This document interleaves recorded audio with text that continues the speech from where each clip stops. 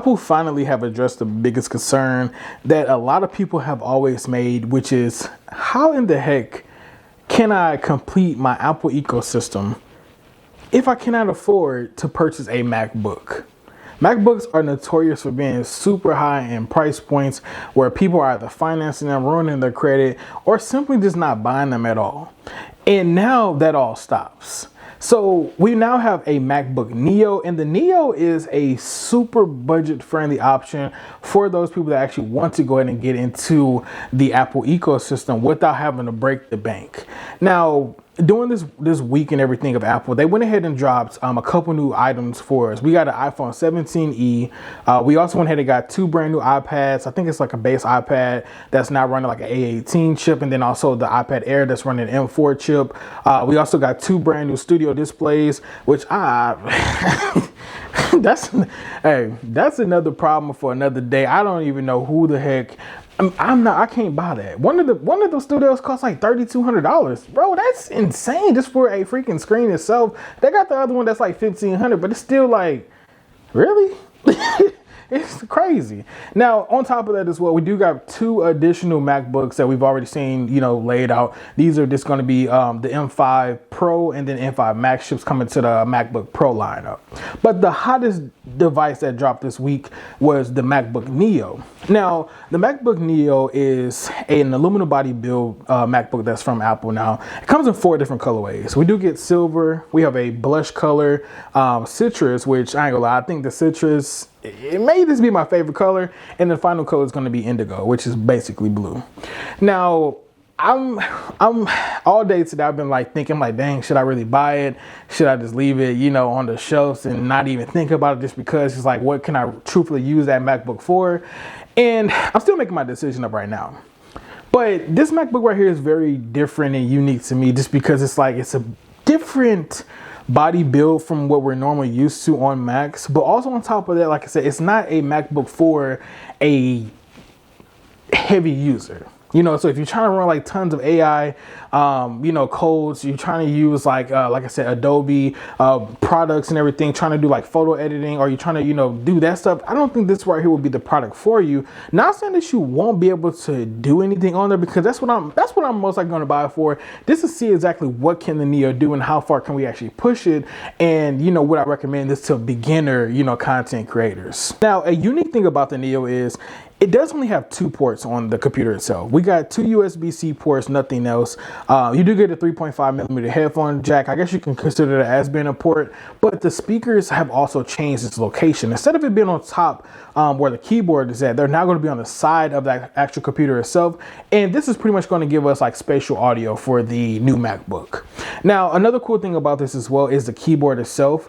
Now, we do get 2 different keyboard options, and we kind of see this right now with the iMacs and everything. You can buy one iMac with Touch ID and one without the Touch ID. That's basically the same thing we do have with the Neo itself.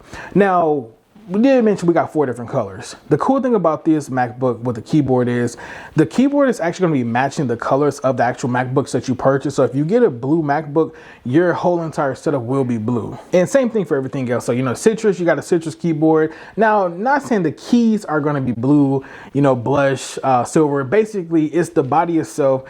And, it's just whatever the color of the chassis is, like I said, that's the color of the keyboard itself. Now, one caveat about the keyboard on this machine is that it's not backlit at all. And also on top of that, the trackpad is definitely different. It's not a haptic trackpad. It is one of those, somebody call it a sinking ship trackpad. So it's one of the standard ones. So I'm kind of curious to figure out, how would that actually feel? Will it kind of feel, similar to what we've always had, or will it take a whole different, feeling to it? And of course, the biggest thing that we got to know is what is the actual size of the screen that we do get on this Neo. It's going to be a 13-inch liquid retina display. Now, one thing that I will say that kind of got me is how bright the screen actually can get. Now, this right here doesn't have 1,000 nits of brightness. It actually only can get up to 500 nits of brightness, and the refresh rate is apparently at 60 hertz.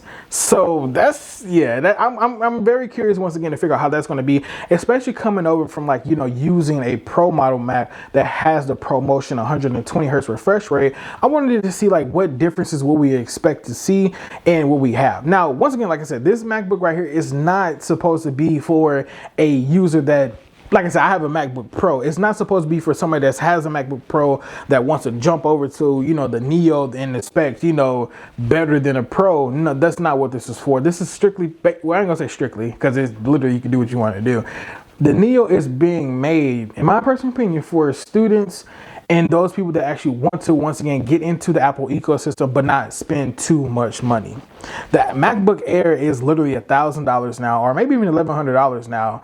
And the MacBook Pros are now $2,000 plus.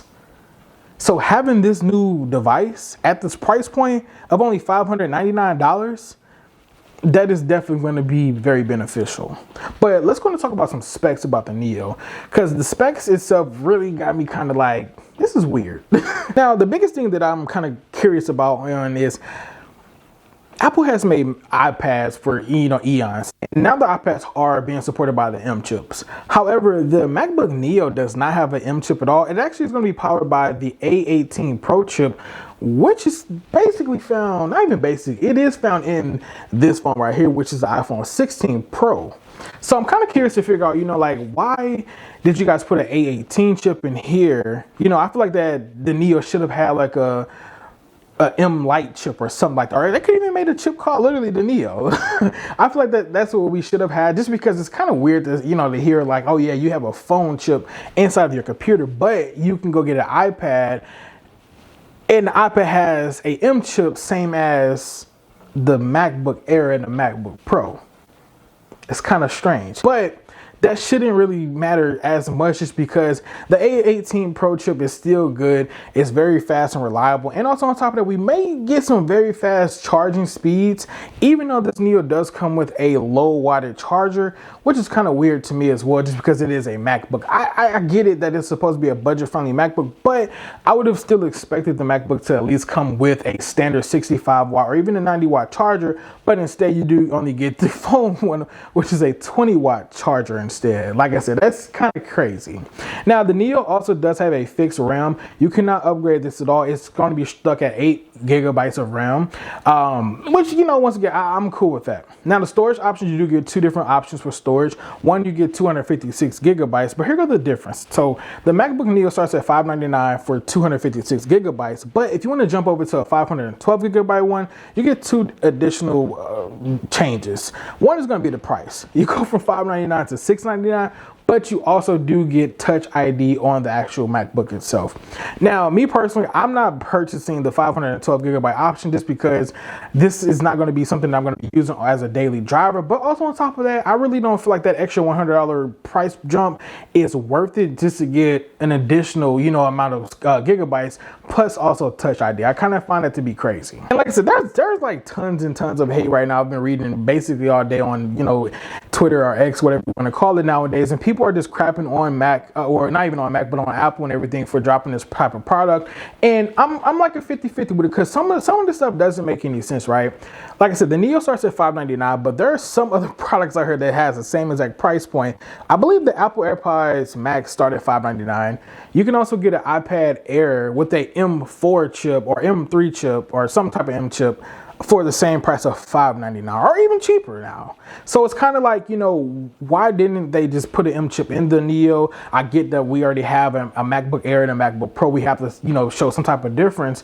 But what will stop a user from just purchasing, once again, this right here is a iPad Pro M4 chip with the keyboard.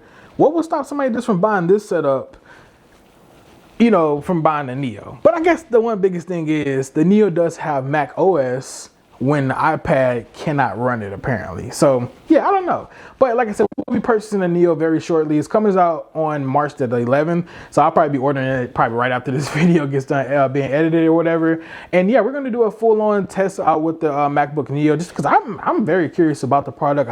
I'm actually kind of excited, honestly. I've been telling people all day, I'm like, hey, if you're ready to buy you a MacBook, we can get you one. Now, one last thing real quick before we go ahead and end it off. Forgot to tell you, so the price point is $599 for the MacBook, $699 for 512. But if you are a student, you can take off $100. So you can go and actually get the Neo for $499 or $599 with that Touch ID. So trust me, I'm a student. I graduate very soon, so I'm going to be getting me one for $499, man. But anyway, you guys, we'll see you guys in the next video. Peace.